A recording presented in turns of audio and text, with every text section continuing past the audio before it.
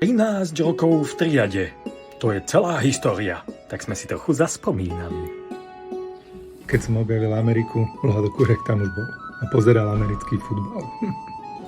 Vladino vždy strieľal jednu slovnú hračku za druhou. Objavil som gravitáciu, keď som videl, ako Vlado priťahuje reklamné ocenenia. Vladino bol môj prvý bosk. Môj ty chudera.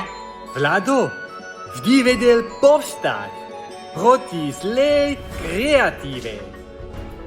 Bezhlavo sa vrhal do dobrých nápadov.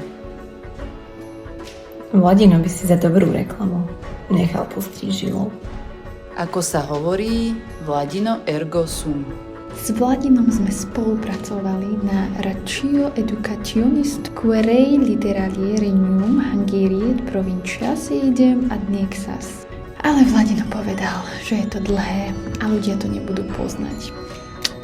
Tak sme si to skrátili na školský dekret.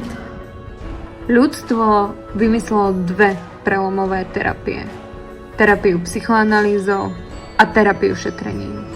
Raz som volal Vladinovi, že absolútka nám svalila spod. A prečo sa točí? Spomínam, Vladino si kúpil prvé auto z linky. Vladovi som veľakrát pomohol opekňovať preskum. Ej, Fernando! A ja som mu opravoval gramatiku. Vlado Kurek. To nebol ten, čo nám písal stĺp?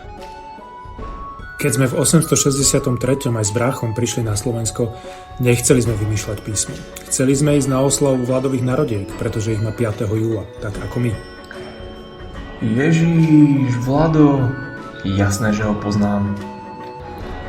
Všetci ľudia si dodnes lámu hlavu, ako sme my dinosaury vyhynuli. Ale spýtajte sa Vlada, on tam bol. Prvý